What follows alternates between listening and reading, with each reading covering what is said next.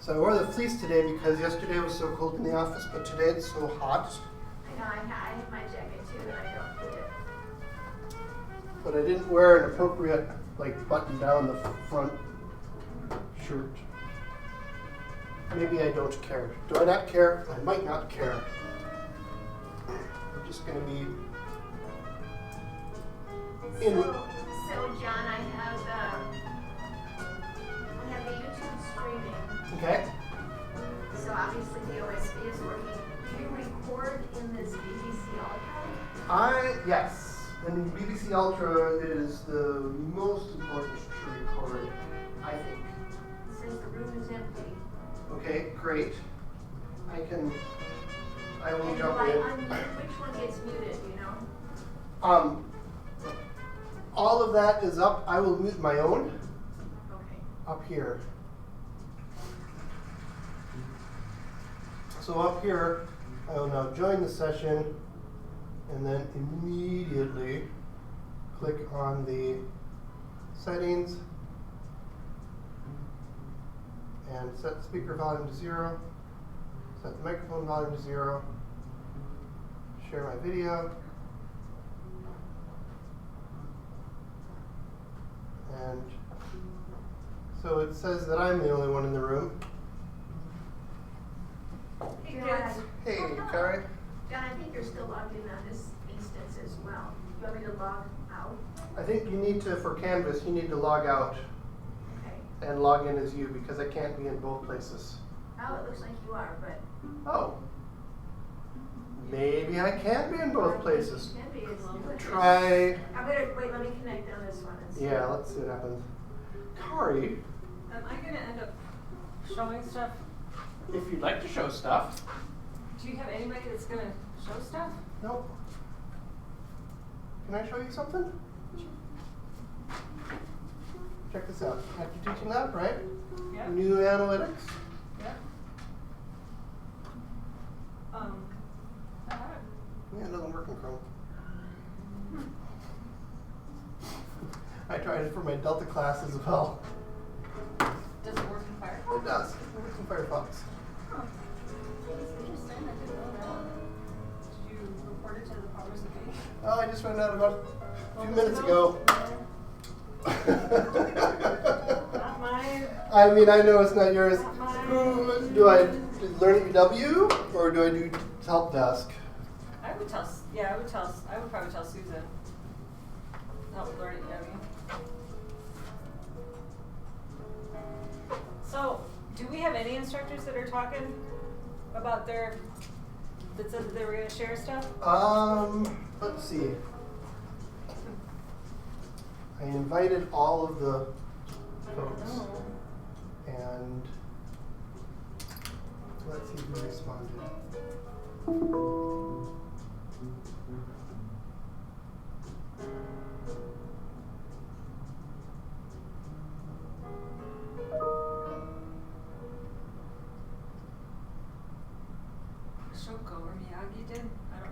person is, but that's the only one. I looked yesterday. Yeah.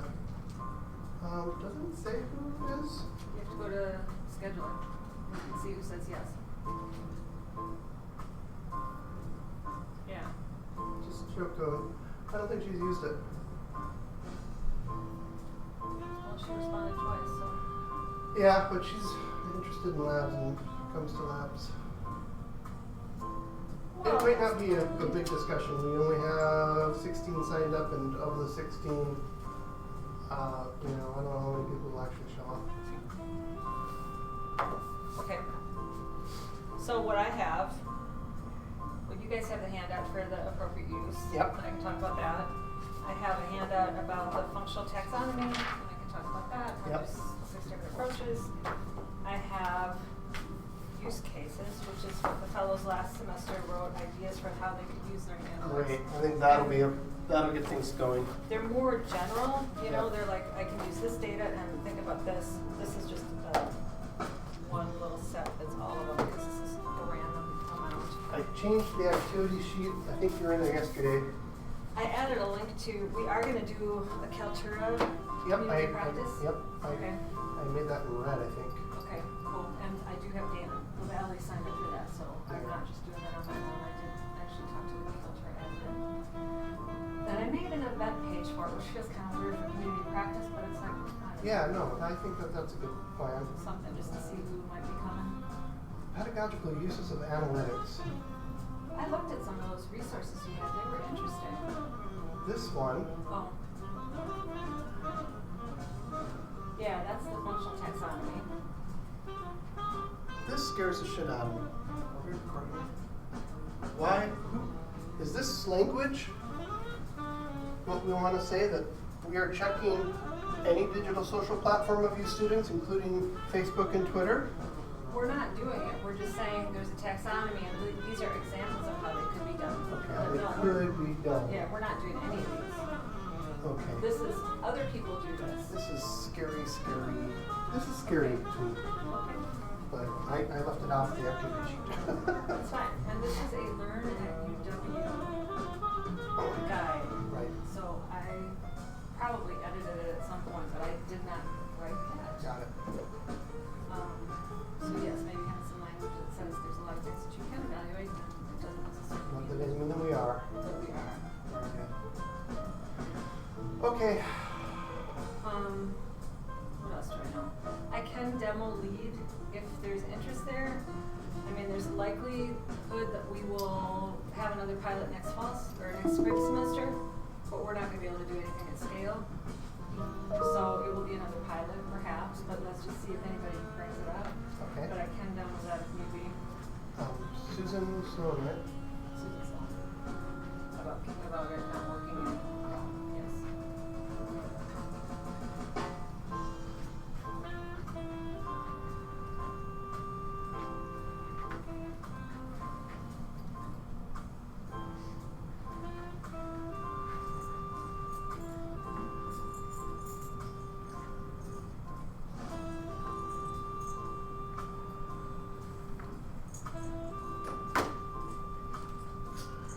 Yeah, I've been in Firefox and it did seem to work fine, but that's weird.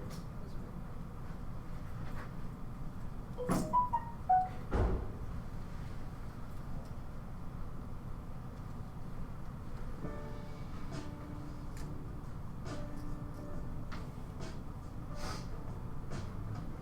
I was also confused because course level analytics went away when the analytics appeared.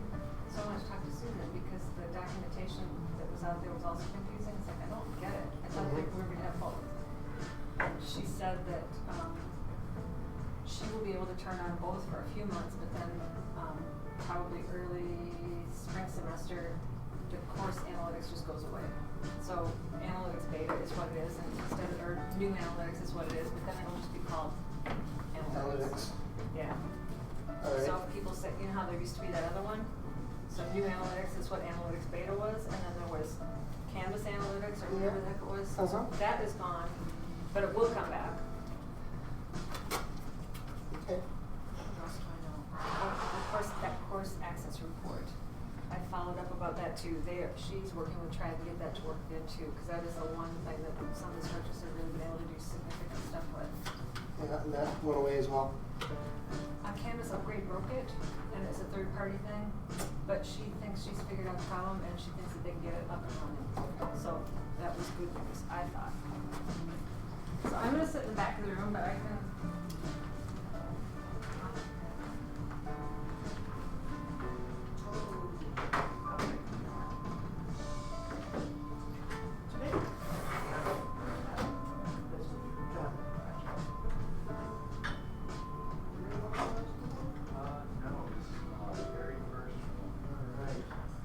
Choices of table tent or name tag. Let's see what we can do. Just add an upgrade to analytics and changes to that part of that. Or we're still figuring it out. We're aware of many of them. Adam's working with Paul Oliphant in School of Business. Oh, excellent. Doing a lot of probably bigger, different analytics stuff, huh? Not necessarily bigger. Maybe different.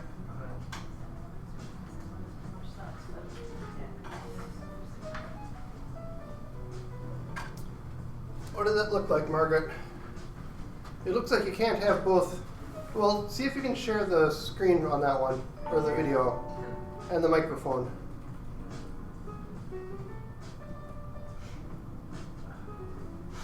And then settings will give you an opportunity to switch the switch. Should.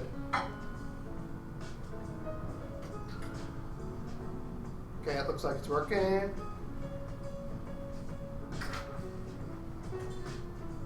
Excellent. All right, and then go ahead and click on record up in the top. Oh wait, no, no, it's not working. It's not working. Well, click on microphone and. Okay, that's good. Excellent. Okay, and then up at the top, start recording, I guess. It says it already is. Okay. Hi, Lauren. How are ya? Oh, hot. Yesterday it was so cold in here. Oh, it didn't work because now it's. All right, You're let me- gonna have to log out and let log me back in as in. you. Yeah, let me do that. It was so cold in here yesterday. Was it? Well, in the building. Then I brought my fleece, but I was like, my fleece. I'm unprofessionally dressed today. I have those like fingerless gloves so I can still Do you have the play. USB powered ones so you can plug into your No. computer? They actually then heat more They because they're heat. plugged into your. Yeah. Interesting. I was wearing those all day yesterday. I haven't put on today. Interesting.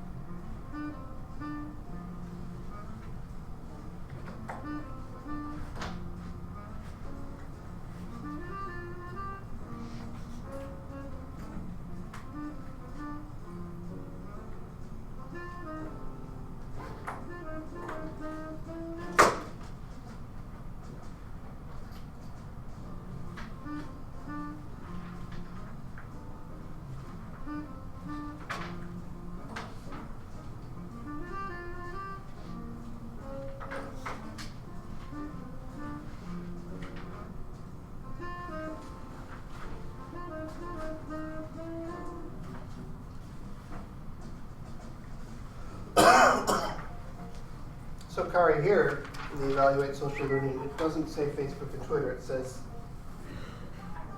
good job.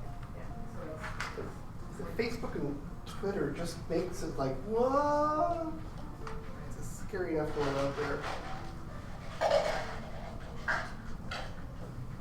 Well, we need to update that document, so I will actually make a note of that.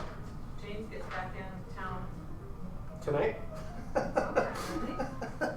He says he's over the Atlantic right now. I'll give him a couple days to get Yeah, all right.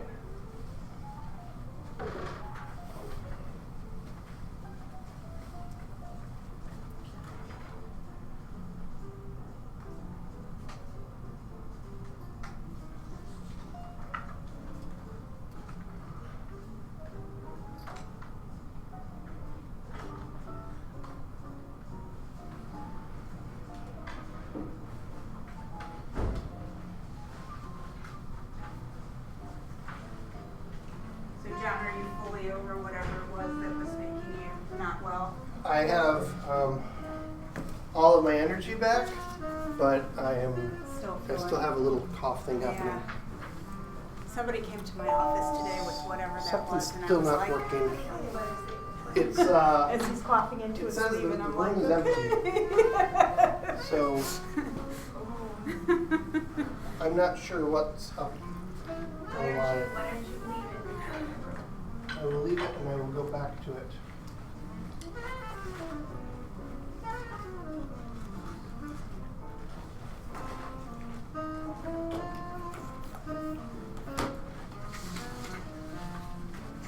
All right.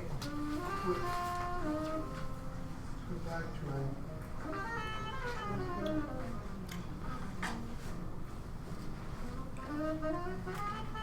Yeah, I'm the only one here. Are we in the same? John, mine says you're in it, so go back in it.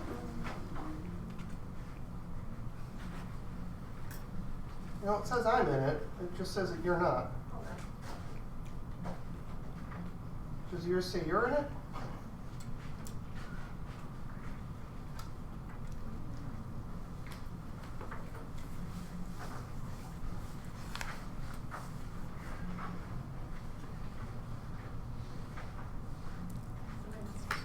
You're totally fine. I'm just organizing myself.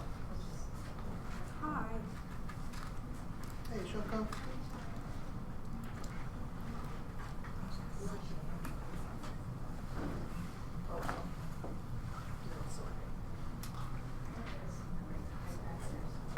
Shoko, where is All your right. office located? Lake Street. It's in the extension building. In the extension building. How about you? I'm in Van Heist, but I'm not up on system. I was up on the 18th yesterday, 18th floor. Wow, the bathrooms are hideous. It's the little things. I was expecting fancy ones because it's upstairs. No, it's the same as, yeah. It's the same as an old school building. I was in a meeting on 16 yesterday and they're talking about moving my office up there and I was kind of like, no, please don't. But I couldn't say that. You like that building? It's I don't like the building, yeah. but I would rather be on 6th floor than up on 16th floor where I feel, I don't know, There's less connected to the teachers and yeah. students. Yeah. Because I'm not an administrative person, Yeah. personality wise, And and so I don't also- really want to be up there and all the stiff, you know, feeling like I have to dress nicer or something because I have carpet on my floor or whatever. I'm like really not into it. Also, fire drills. It's a drag. Well, and I mean, Real I don't fire- know if your real key will fire. get you up there, but my keys don't get me up there, so somebody has to come down and get me Yeah. to let me up Yeah, there. that was the case. And I meet with people sometimes, so Yeah. that's going to be a real pain if every time they have to. So you're with academic, so you're under provost? No, I direct a collaborative program for UW System for languages. So my immediate supervisors are actually deans of letters and science from around the state. And then overseeing them are some folks in system administration. So there's like an MOU between system administration and my program. Wow. So it's a very weird situation. Languages, did you say? So, world languages? So we do Arabic, Chinese, Japanese, Russian, German, French, Hmong on and off, and we're moving into ASL, I think, and possibly Korean, American Sign Language. Wow. Okay. I hope they keep foreign languages no matter what. Well, right, and But it's scary. one of the things that's really curious and frustrating about system is the parts that they decide each campus can do independently and the parts that they want to control. So, you know, right now, the new vice president is really into globalization and languages. Oh, wow. At the same time, UW La Crosse has a 100% freeze on any hiring. And they had a position that was a 50% German instructor, 50% language pedagogy person to run their education program. Total freeze on that. And so how are you going to get people to be more globally educated Yeah. if you aren't teaching people to teach languages, for one, and two, aren't hiring people so that you can have language courses on your campus? Yeah. So the message from the top isn't always available partway through. Wow.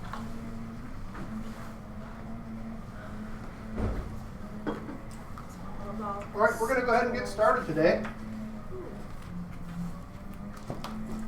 Learning analytics. Wow, yay. Exciting stuff, right? I want to point out, if you haven't been to a lab before, or if you've forgotten, at the top of the activity sheet that you have here, there's instructions on how to join the Canvas page. And the reason to join the Canvas page is because the activity sheet is on it, and all of the resources on the digital version will get you farther. In the paper version, you can click as much as you want. No better resources. So, great resources on the activity sheet, but the digital version is good. Better. Better. So, one of the ways that we run the labs is we try to be as responsive as possible to the needs of the people in the room. So if you would mind telling us who you are and one thing or two things or some things you'd like us to address before you leave today, so that this can be as responsive to your needs as possible, that would be great. Would anybody like to start? Kick us off. Kick us off, Maria. Hi, my name is Maria Widmer. I'm an instructional designer with the School of Education. I think it was in a webinar that I saw with you, Kari, that there was some discussion about using learning analytics as a starting point for a conversation between instructors and students. So kind of thinking through what that conversation might look like. Yeah, I'll leave it there. Conversations with students, yeah. You can see that there's a student that hasn't gone to your site at all. It's October. How do we start that conversation? Good.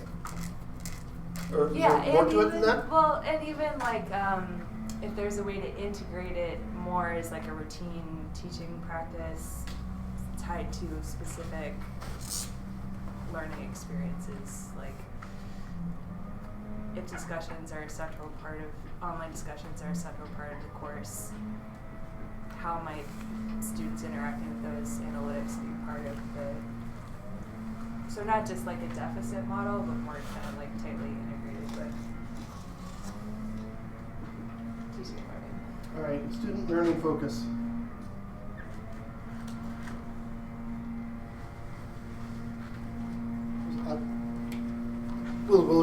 We'll visit more. Shoko. I'm Shoko. I'm really I learn a lot just coming here, so I'm just be open. Just See gonna what I learn. see what you can absorb today. Yeah. Very good. Claire.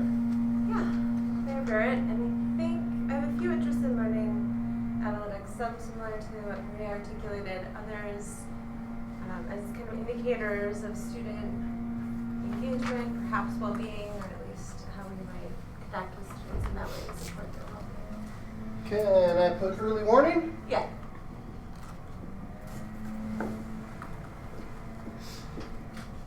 And I'm going to put a dot because you mentioned a couple of things that it could be an early warning for. But yeah, the initial one is early warning for you're going to fail, but what else does that mean? Or could that mean? Very good. Adam. My name is Adam Huffman from the Wisconsin School of Business, and I'm here to, there's a lot of metrics that can be gleaned from learning analytics, but not all of them are necessarily actionable. So trying to figure out examples of what those might look like. What's useful? And examples.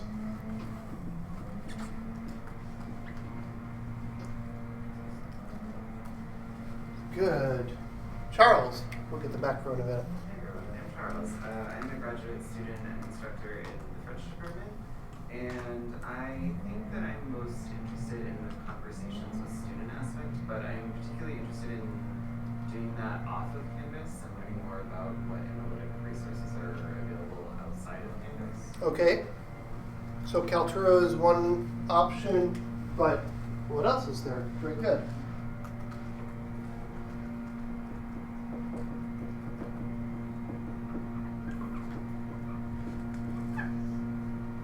Lauren? I'm Lauren, and I'm lonely. I did shower today. I don't know if there's something else going on here. I oftentimes think to myself, I wish I knew X. And so I need to figure out how to get better at looking at regularly learning analytics and applying them. And I want to apply them to help in course design so that when we're designing online courses that we're making sure we're providing the best options and resources, the most used options and resources that we can. And I tend to think about that after the fact when I'm reflecting back on a course rather than in process when I could actually fix a course. All right, so it's something both about how to make it part of the routine and sort of using it as an iterative process in course design. Course design. Rather than, it's like it's great to find out at the end of the semesters what your students thought, but it's too late to change anything then. So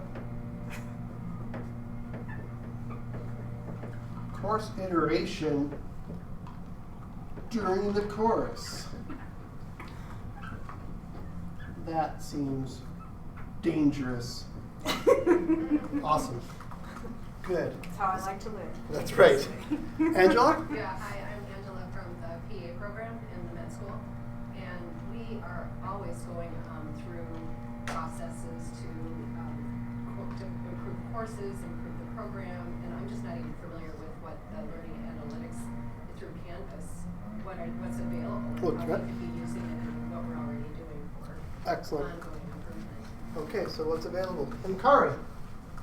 Howdy, I'm Kari Jornal. I'm actually, I work with John in doing academic technology, and I am also on our very small but mighty learning analytics team. Everybody else is on vacation, so they're like in Italy or something. I don't know. I don't even know where the heck they are. Nashville and Maine. And there's a departmental meeting going on at the same time that some people are pulled to as well, so you're the way to represent. I will try to represent as best I can. This is just as good as Italy. Right, sure. Yep. Instead of the Vespas, we have the leaf blower. Yeah. All right. So how many of you have looked at Canvas Analytics already? Seen any of it? Familiar with it? How many of you have played with Beta Analytics? All right. How many of you have played with New Analytics, which is replacing Beta Analytics as of a week ago-ish? Right. So things continue to change on the front. One of the things that I just found out today, which is kind of an interesting thing, is that in Chrome, when I go to New Analytics, over here at the corner, it just kind of doesn't work. But it does work in Firefox, so that's kind of good. At least works somewhere. New Analytics in Firefox. Oops. Oh no, it's no, there it is. All right. So, John, yes. is this only available in Madison instances? Probably. I think that the New Analytics was upgraded for Canvas and rolled out. This is not a Madison built tool. Oh, This is a Canvas created tool. So whoever turns it on in your institution turns it on. So I don't know if system has turned it on or not yet. Okay. Under settings, there's an option under features. We are not allowed to switch it, but you can see if it's turned on or not there. And let me just go ahead and do this. Have you guys all also noticed that now we have the eyes instead of the grade versus links? That's kind of a nice update, I think.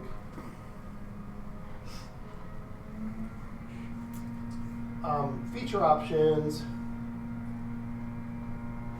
There's the new course and user analytics. You can see it's turned on, but there's no option for me as a, well, even as a sub-account admin to change that. That's turned on at the instance level, I believe. All right, so it's a little bit different. I can, instead of having, if you're familiar with the previous one, there was like a graph and a table over here, and you could switch it back and forth. Here you can look at all sections, you can look at individual students, so there's a lot more flexibility with that. I haven't even checked to see what's underneath that shish yet. Wait, not the shish, the kebab. Oh, there it is. Table versus shapes. I don't know what the shapes are. This must be shapes. It's not a graph, it's a shape. All right. So there's the table, page views, and participation. I've got sort of a cross here, day to day, what happens or between certain time periods. I can still download it as a CSV to do more analysis. Because it's very limited, the views that I can do here, I can download it into CSV so that I can open it up in Excel or open it up in Google Sheets or some other data manipulation table. And apparently I can email it. Oh, message students. So this is another thing, and we've got this in the activity sheet on the top of the back page. How to send messages to the students based on the course grade or participation criteria. So if you have students that are falling below a certain graph, you can say, I want to email everybody that's not doing so well. And I can do that individually or as a group. And so there are other things we can do. And that's kind of what it looks like. How useful it might be is up to you. We have some use cases. Do you have those? I do. They're not super specific for Canvas analytics. Okay. But they. Let's scope out a little bit then and talk about analytics in general, because I think that it's going to continue to change. So we could talk about specifics and explore what it can and cannot do. But I think it might be better to say, so how can we use analytics? What does it what do they show us? What might they show us someday? How should we use them? How shouldn't we use them? And in some ways get to the question that Adam raised about what's useful, what's not useful. What have you found useful? What do you want to find useful about them? On the activity sheet, we have a couple of questions on, I think, the bottom of the first page. What would it look like for your digital environment? What are the things that you can measure that would show you that this is a good student or not a good student? So for example, time on a page. Good indicator? I'm seeing a maybe, I'm seeing a no. What can you tell? If they haven't spent any time on the page, Well, is it that an would be- indicator? That's an indicator, but Okay. otherwise, couldn't they just leave the page open, walk away from their computer, and it looks like they've been there for 2 hours? Yeah. Because they didn't happen to close that tab, so. The kinds of questions that are worth asking, yeah. But at least they were on the page. But at least they're on the page. And maybe they've got a program to reopen the page so it looks like they're on it, 500 times.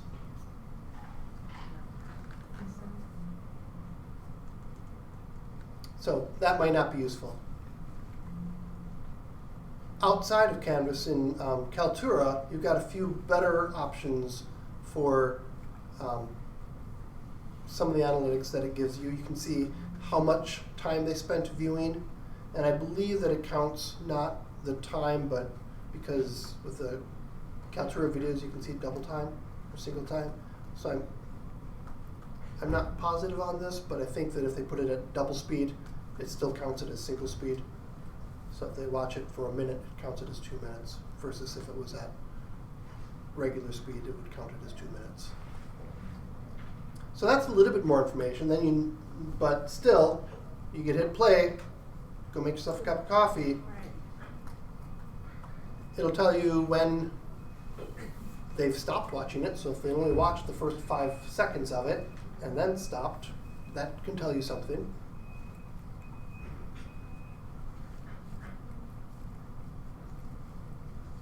What other things might be useful, might not be useful? So go back to the page duration. Yep.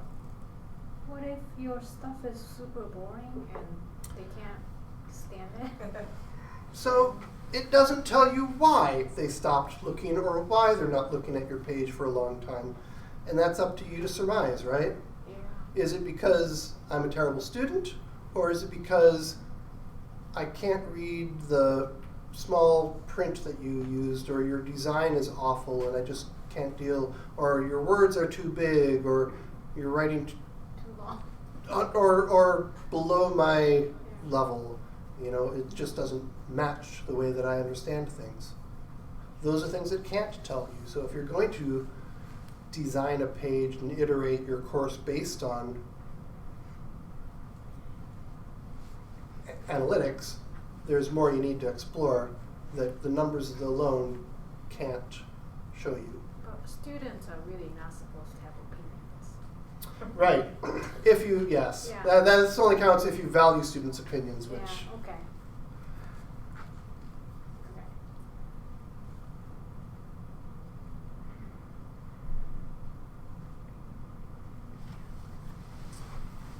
So one of the handouts that I brought to the table today, it's a blue one. It's a functional taxonomy. Did y'all get a copy of this thing?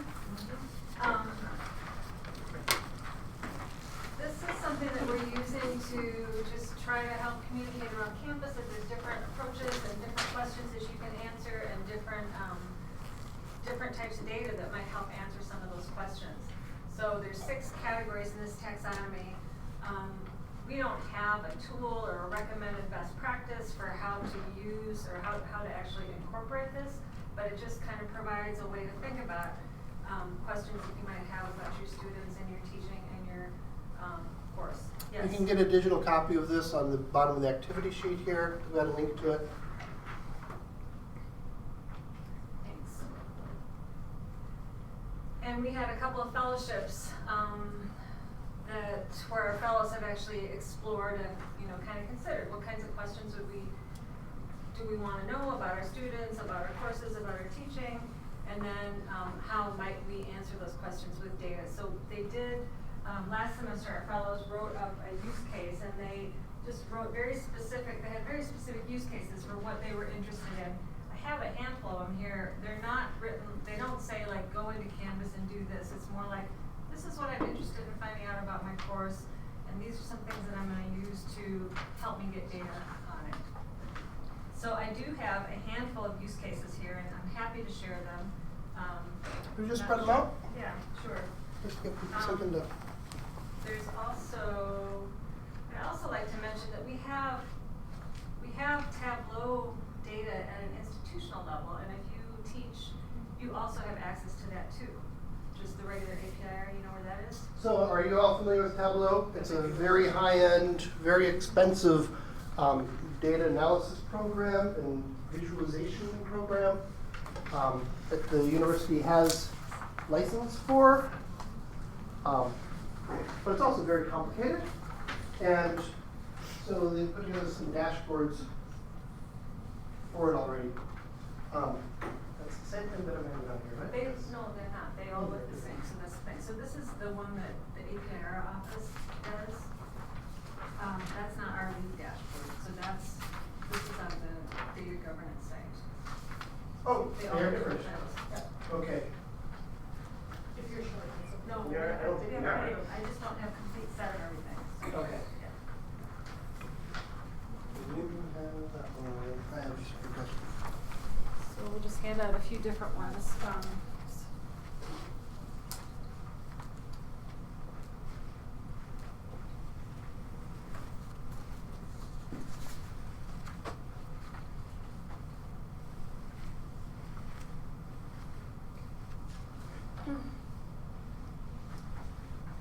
Cardi, who all, so these ones? Yes. So that is for every course. We could actually go there to the API site. Yeah, if you go to dataviz.wisc.edu, you'll have to log in with your NID.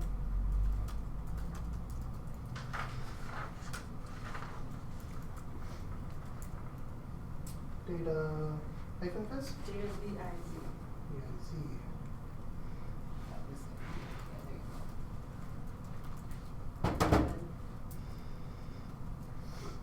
I have to use my NetID, so Journal 2 is what I use, so what, like you get a different one. Yeah.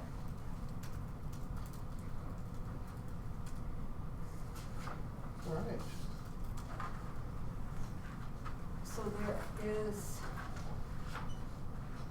So there's a whole bunch of Tableau workbooks out here, and there are specific ones for instructors that you can go into and see, and this is all public-facing data. So this is stuff that is available with a NetID and password. This is not something we build. This is the institutional data workbook. Very cool. I was not aware of this. There's a ton of stuff out here. Yeah, so like the course level undergraduate. Enrollment snapshot, head counts. So a lot of it is demographic data, but there's some interesting stuff there for sure. There's the DFW workbooks. That's the one that Claire and Jocelyn demoed last spring.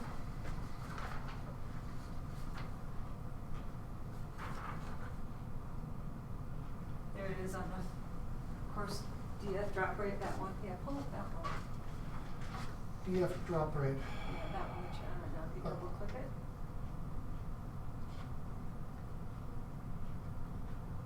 And then you can filter by course. Ooh, So yeah, just choose like a course. that would be a good one. Anyone want to see the course? Should we look at chemistry? Oh, sure. Wow. And you lots can of filter, these. yeah, by specific year, Or I by can just click on it. semester. Oh, wow. Let's look at 311. Yep, check all, Let me check all. and then choose it, and then 11. you'll have to click apply at the bottom. Probably scroll down and click apply. Nope. Oh, maybe not. So an extremely high rate of something, of dropping? Dropping, yes. So there's tabs across the top there too. Oh, wow. So yeah, this is on the institutional side. Oh, this is a totally different course though, just reset the course, but that's okay. We'll look at accounting and information systems. Huh. Yes, so we do, there is institutional data that is out there. So analytics everywhere. This kind of stuff is not yet created for courses. There are some, you said there are some views. Do you remember what any of those were? Say it As I was again. scrolling through them. So you should, Oh dear. your,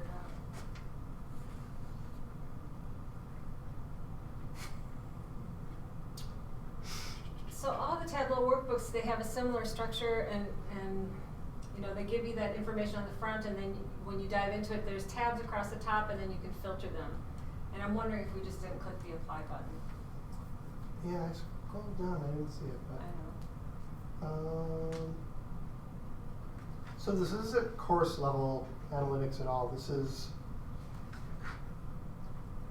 Well, it does show some It course level doesn't stuff, but not do yet. Canvas course stuff though.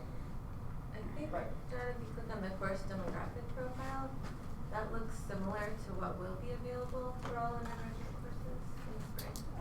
Course Yeah. demographic. There it is. I'm looking at that right now, and it's could be construed as interesting, I think, depending on who it is that's looking at it. Okay.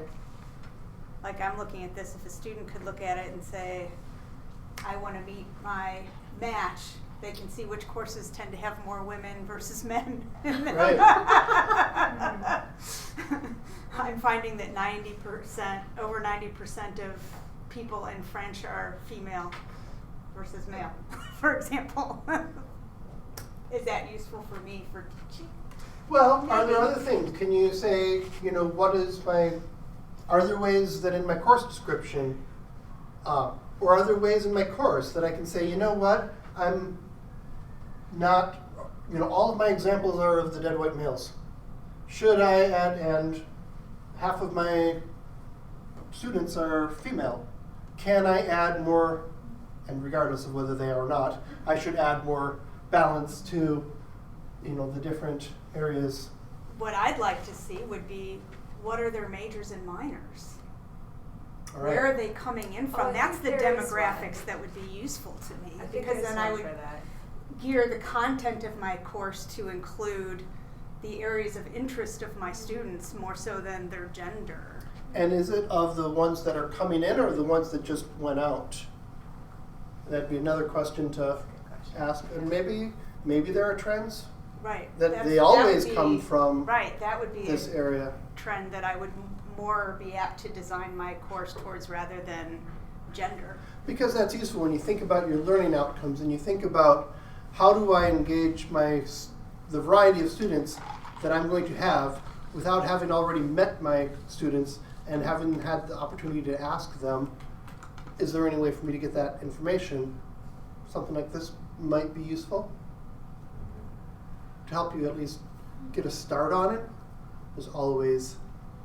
I think you should always have in your course some way of, some amount of flexibility to be able to change things up to be able to address what you find on the first day, second day, third week of classes. But yeah, a good way to start.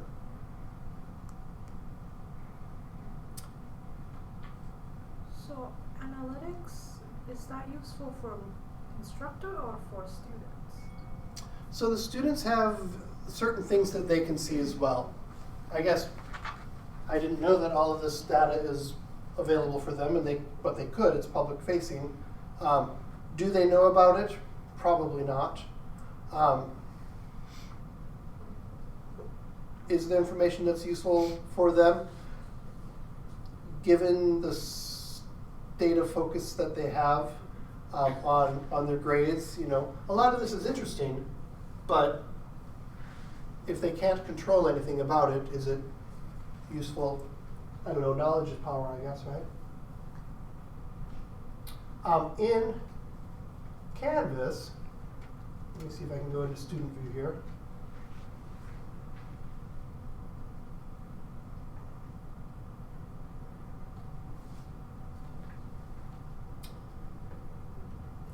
I thought that there was a analytics for students.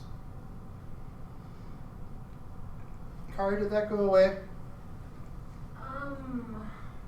Students, we didn't turn on one of the student-facing things the last time around. Okay. I think students can, I think if you go into grades, I don't know if a test student can see it. I think you have to actually be able to be a student, impersonate a real student, Yeah. to actually see student analytics. So we Okay. really don't have a good view of that.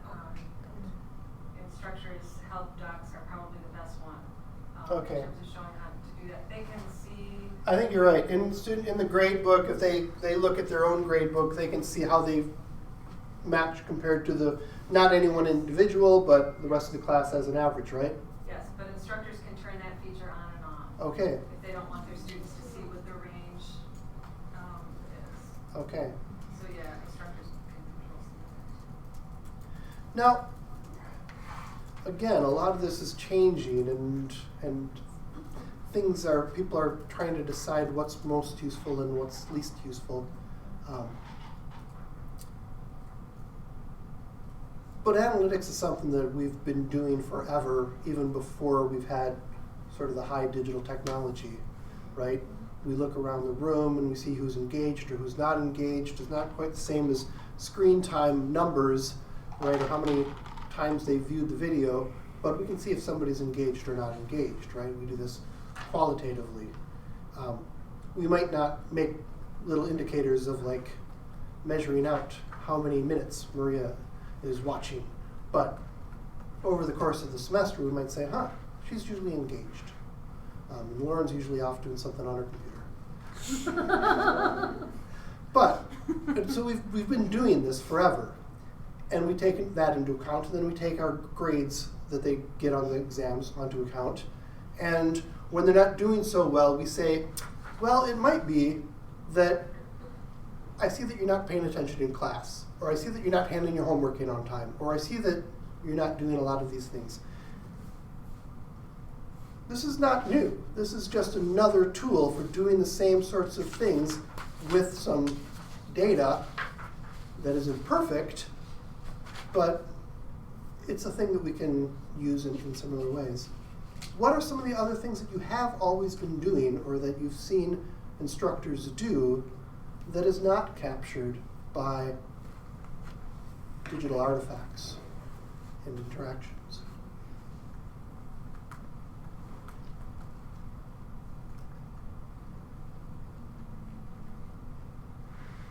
The number of times that they contact a student to engage them if they see a student isn't engaged. So, as an instructor, right? Yeah. So I can be like, Lauren, this is the fifth time that we've talked this semester about this. Learning Analytics could potentially say, all right, how many times have I sent emails to Lauren? Or how many times have I alerted them? I don't know if it's not currently being collected that I'm aware of. The old Canvas Analytics actually did, if you communicated with students within the course, within Canvas. Okay, through the it would inbox. actually keep track of how many times Great. you contacted students. Okay. Yeah. The Okay. new one doesn't do that though, or you don't know? Not that I've found. Okay. I actually talked to our Canvas administrator Monday because when new analytics came around, when they turned it on campus-wide a week ago, it was kind of surprising to many of us that what they called course analytics just went away. Now a lot of people didn't find that very useful, but that was that page that showed you submissions, participations, communication, and then that graph that showed the grade range. Right. So that course analytics page went away. Our Canvas admin said that she could only turn on one or the other. There's been a lot of pushback to Instructure, which is the vendor that created Canvas. So they are fixing something on their end, and she will be able to turn it back on for Canvas, but it's only going to be available probably for maybe 6 months. And then course analytics is going to go away, and it'll all be new analytics. So they also pushed back to instructure, like where have some of these features gone? Are they available and we're just not finding them? Because Canvas did not do a very good job about communicating. Initially they had said that we were just gonna get a bigger, more robust analytics, and instead it's like, you took that thing away and then you just renamed this thing. That doesn't seem like what you had said you were gonna do. Okay. So it will continue to change. And it does still, if you look at resources, you can have students or resources. So a lot of how many students have looked at the homepage? 183, looked at it 1.6K, 1,600 times. Participations, there's no way for me, that's not a thing that they interact with and can submit or change or whatever, so that's 0. Versus discussions, they can participate in that. So some of that information is still available Yes. in that. I'm going to hand you out another use case. On the back side of this one, this was Mark Millard, he's in engineering. He teaches fully online, and I really liked how when he talked about what he needed to know about his students, even with our very limited and imprecise and incomplete Canvas or analytics, he just had kind of figured out this protocol that he would go within the first, before class started, he would go in and make sure everybody had logged in.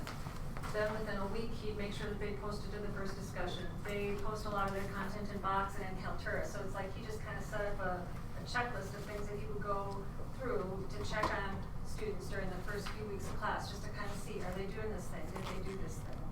And that's part of the routine, and yes. like even you could add that to your calendar or make it part of your daily thing.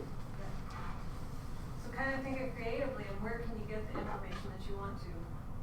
Because yeah, you get some stuff on the people page, you get some stuff, there's quiz statistics. I mean, Canvas has stuff, it's just not super well integrated. So can you tell me, there's Pattern and there's one other learning analytics, student-facing analytics thing that was tested on campus before.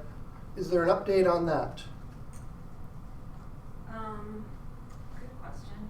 We don't have the Pattern tool anymore. Okay. That was a tool that was actually I really liked it. It was student self-reported data. It wasn't connected to the LMS, but it was really promoting self-regulated learning. We are going to do a student-facing project in the spring where we're going to choose a tool, and if we can't actually implement something, we'll be able to mock up something using screenshots or something. And we want to engage with students and find out what it is that they want and what they might find useful. We're also part of the Unison Consortium, and the Unison Consortium keeps working on integrating and offering more things for us, so we're cautiously optimistic that we'll be able to have a tool that we can leverage as student-facing in the spring through that. In a lot of ways, this is in many ways more so than the instructor analytics. This could be the holy grail for teaching and learning, right? If we can get students to start looking at their own habits and making connections between what they do and the grades that they're getting, that would be great. So I know like the Pomodoro technique, the tomato timer, 25 minutes of processing or working on a thing and then a 5-minute break. Like that's taking off among students. More and more students are finding, and it's easy now, right? Because there are 5,000 apps available to do that, to help you do that. There are browser extensions and so on. If we can get that kind of stuff connected to some of the learning management systems, that'd be great, because then they can start to make those connections. Even if it's not connected, if they can start focusing on their own metacognition, what is it that I'm doing? How is it helping? How much time am I spending on processing, not just pressing the button and walking away, but doing this stuff? I think that then we don't have to, right? If all of our students are self-regulated learners, our job would be much easier. I think for me, one of the things that's interesting is to consider like what kind of supports are needed to get, like if you just, all right, it's in front of a bunch of bar charts, I don't know, but like you said, that's may or may not be interpretable or actionable, And then the move from, all right, I understand it and I know I have to take an action, but like the change management, Change internal, management. motivation and all of that. Like, I guess I'm kind of interested in what supports are needed around just the presentation of the information. Yeah. There's to a facilitate that social next step. proof is sort of a thing, right? Especially in college, we don't start wearing the Beats headphones until we've seen our friends and our peers wear the Beats headphones. We might not start looking at our learning patterns until we see that it's making a difference in other people's lives. And that was one of the things that I liked about Pattern was you could compare yourself with the rest of the people in your class. And that would be kind of a way to be like, not individually, so I can't say, all right, it's me and Laura, and you know, I'm winning. But me versus the average of class, okay, I'm putting in the time and I'm getting this grade. They're putting in this much time and they're getting this average grade. So you can start to see that evidence, that social proof or evidence. I You got didn't know something? if I was gonna hose your video thing, if I unplugged and Oh, show yeah, you something. that's okay, because we've got it recorded on that one as well, so. Okay, so just plug in Yep, you can just unplug and replug. both of these? No, the black one. Okay. So John, while she's sitting up, so this is not to show your boss's boss that you're doing your job. Is that right? Canvas Analytics? Yeah. That's only really for you as an instructor. As an instructor, yes. I don't think that we're talking about any sort of teacher performance Okay. yet. Oh. Will we someday get into learning analytics and analytics as a way of saying, section 1 is doing very well. Section 2 that you teach, not doing so well. Step it up a little bit, Shoko.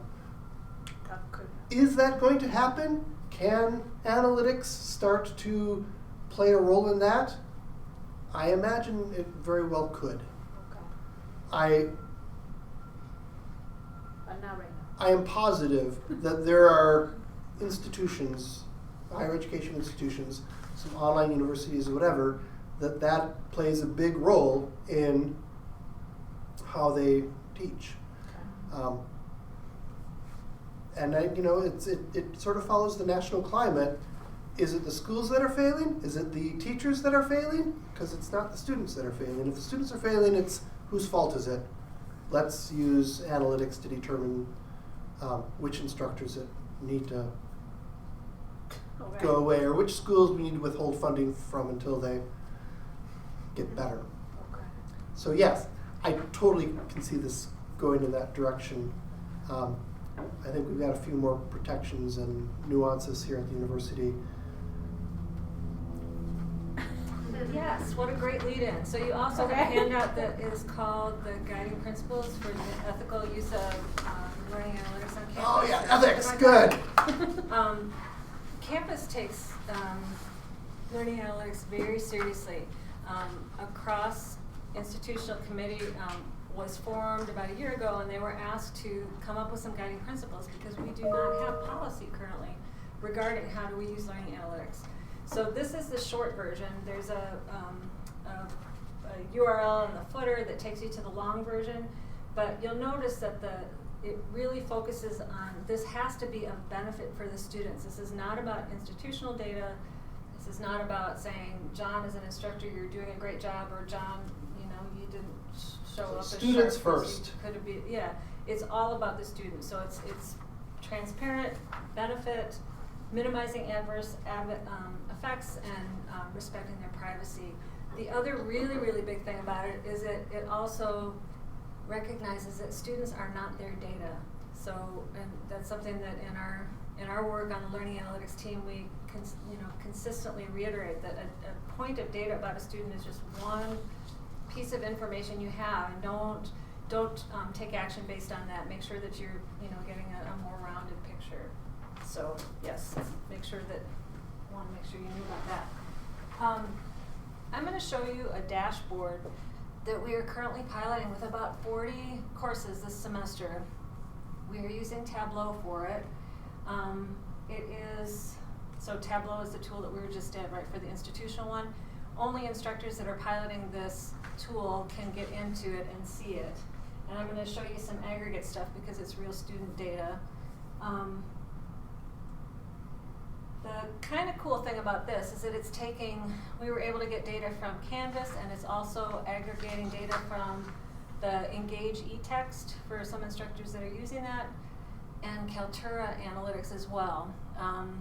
The instructors have to have embedded their Kaltura media using one of the integration methods. So it's not comprehensive still, but it offers a more holistic view. So I'll give you a quick. Are y'all familiar with the tour. Engage eTexts, digital textbooks?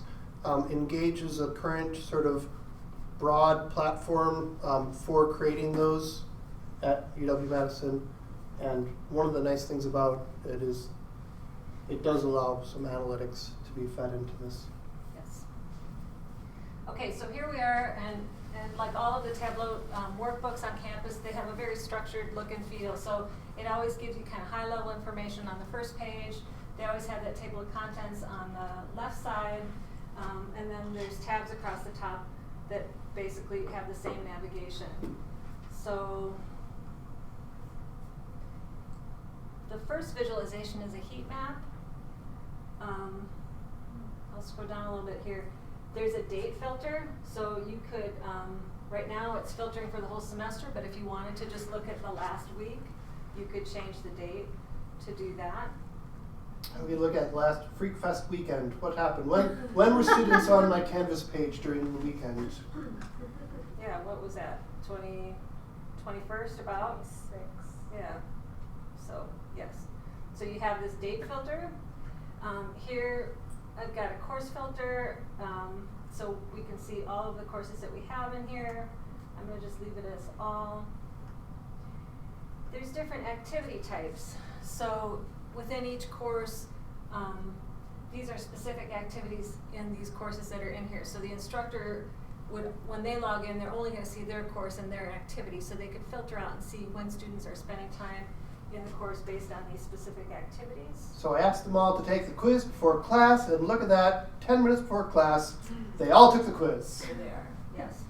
And then there's also a student filter that I'm not going to show you. But so basically, right, the darker it is, the more time they're in there, and you hover over it and you can see how many people are in there during these various times.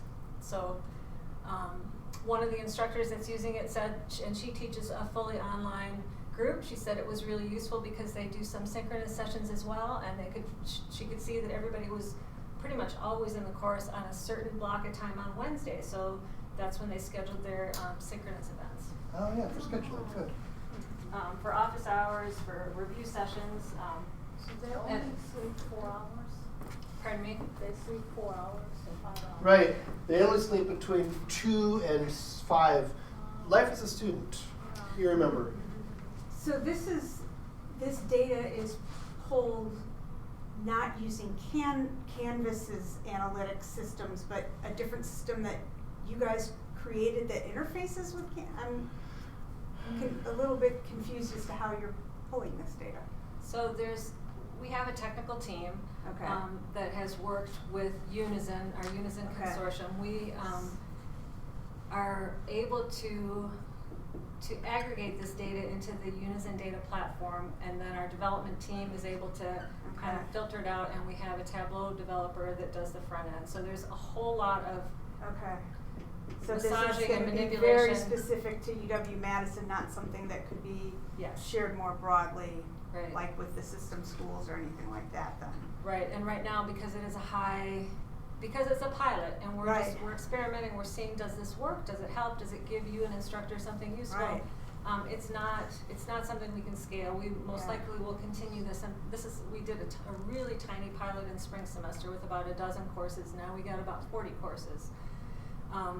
And we're planning to pilot again in spring semester, but it's Okay. not going to get huge. Okay. We scaled it this semester by adding more courses and also by adding more more instructional roles. Spring semester we only had the instructor of record. This semester we have course coordinators and some instructional staff and TAs that are in there.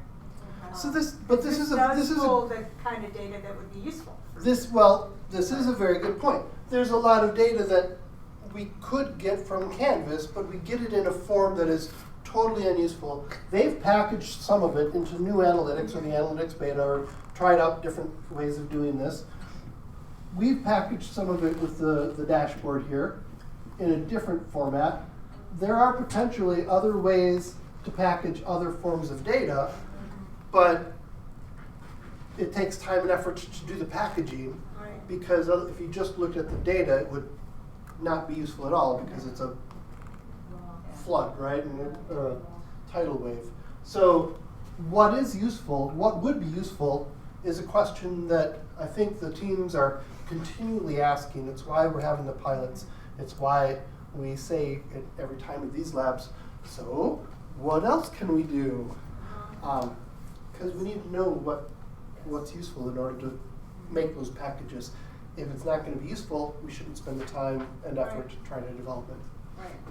And yes, and we also did engage with a lot of instructors before we ever developed this. So we spent about 9 months actually doing interviews, doing some kind of review sessions, did a few iterations, some enhancements. So yes, we did talk to a lot of instructors before we, and then like what can we do out of what you know, we got a list this long, and it's like, okay, we can't do all that, but we can do this much, let's try this much and see if it helps. So that's what we did. It's just like course design, right? We do the course, Yeah. what's useful about it, we ask our students, they give us some feedback, we say, yeah, we're not gonna be able to do all of that, but we can do these 1 or 2 things and make a difference. Okay, so here's the second visualization. It's and it's not super. I'm actually gonna let me just look at just one course, just so we have a little bit better view. And I know this course is fully online, but it plots the student grades by page view. And if I actually hovered over any of those dots, I would see the name of the student, so you can see how many page views they've had and where their grade is, and then there's the correlation line that's drawn through the middle. So this one is somewhat useful for some instructors. And again, you can certainly see there's some outliers, right? So there's some students down here. It's like maybe you'd want to reach out to the students that are whose dots are way down low, and just like, Again, hey, is something one going point on? of reference, don't say, You're failing. based on this, yeah. It's like, hey, haven't seen you in the course much. Yeah, what's going on? So this is the student grades by page views. And again, you can filter this by activities too. So if you wanted to just see, are they doing the quizzes? Well, they should be doing the quizzes because that's worth a lot of their grades. Are they watching the videos? So you've got some different ways to filter it, and then you can filter it down by the specific item too. So But it's all in the same color, one color? yeah, this is UW-Madison's Lucky red. institutional color palette that we have to adhere to, which some of us are less than thrilled about. Yes. For a tool use, yeah. So I could choose a few activities, and then I can actually choose, whoops, I didn't want to look at students at all. I could choose a specific activity too, within the pages or whatever too. So I can see more precisely. And then the last one that we have is page views by activity type.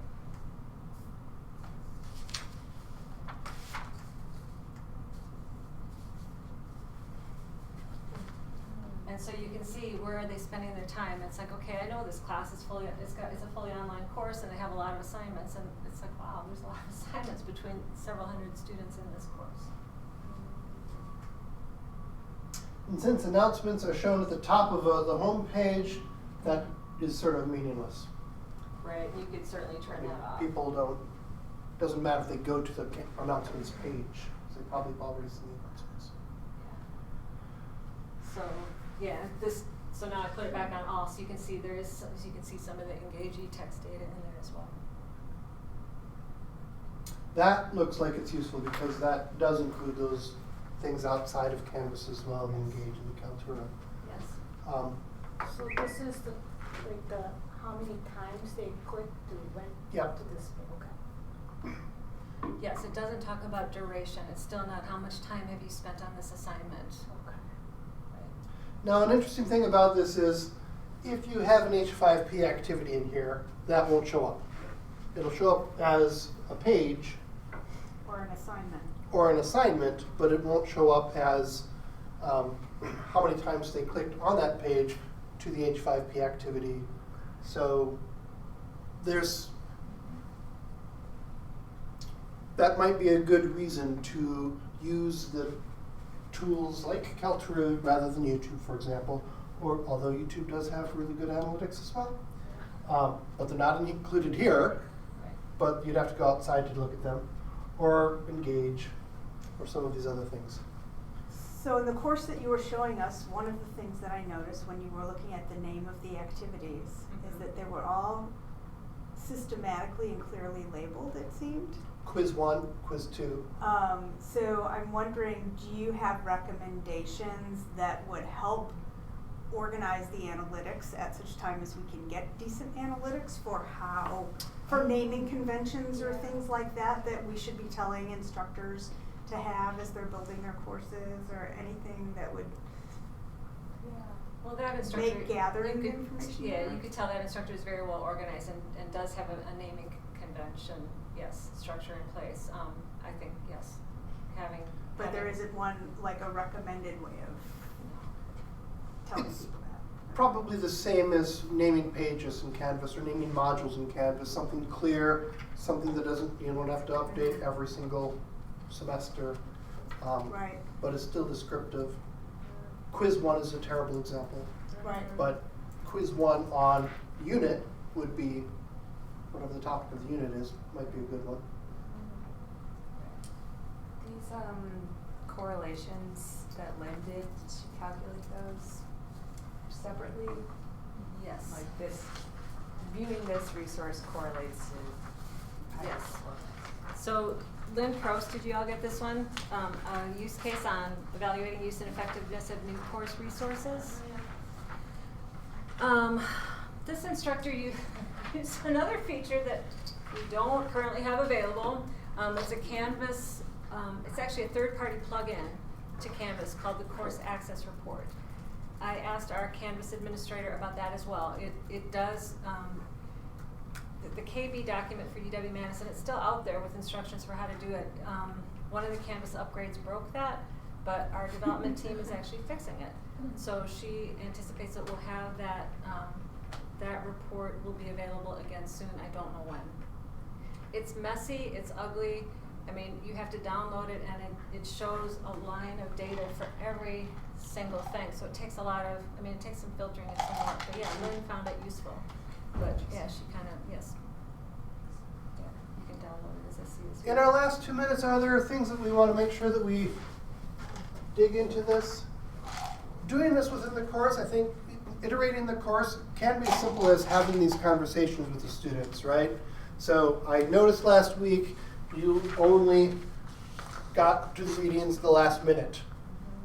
Consider looking at the readings beforehand. And maybe to encourage that, I will make it a quiz and put the date farther up. So the course material that you have to read is a quiz question or is something up there, and it's due at this time. So you can do that. Outside of Canvas, we talked about, I'm hoping that you've come up with some things of what might be useful to you as well. We've seen some examples here.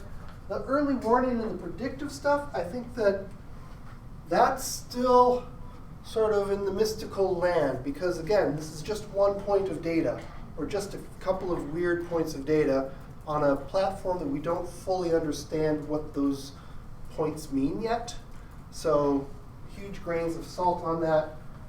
Nonetheless, you saw in the scatter plots, there were a couple of people that you might say, let's keep an eye on that. But be careful about that, because that can cause all kinds of other biases to come into play and such.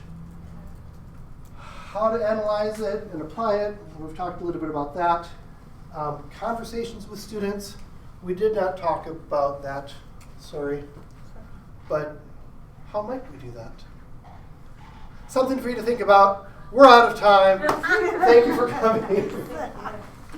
On your way out, if you could check a couple of boxes, write down some reflection thoughts so that we can use this analytic tool, this purple one, and make these labs a little bit better. That'd be great. This one is really interesting for me because it changes all the time. So there are things that we didn't know that we didn't know until an hour ago when we tried to open it up in Chrome, for example. How do you spell Tableau again? Tableau, Tableau. Quick commercial too. We are going to do a Learning Analytics Community of Practice in November to focus on Kaltura Analytics. I've got our Kaltura admin scheduled to come in and help me facilitate that, and he'll show us some different ways that you can integrate Kaltura in your courses and how the analytics vary depending on how you do that, or at least that's what I think we're doing. And we want to hear how all of you are using, or if you're using Kaltura Analytics. That'll be November 21st. Thank you. It's on the activity sheet. A link to the page where you can register for it is there. Yes. There's also something that's more in the assessment space, and I don't have anything about that. DESL, digital Ecosystem. evaluation of student learning or something. Mo Bischoff and the assessment office is putting that on, and we're having a learning analytics speakers series to talk about that too. So if you're on our email list, you will be getting information about that too. That's November 13th. And that's an all morning event. If I No, remember we're doing a lunchtime Oh, thing. okay. So if you can't do the all morning thing, you can come to ours, which is just like a brown bag session. Okay. But yes, there's a half day thing that they're putting on. Yeah. Very good.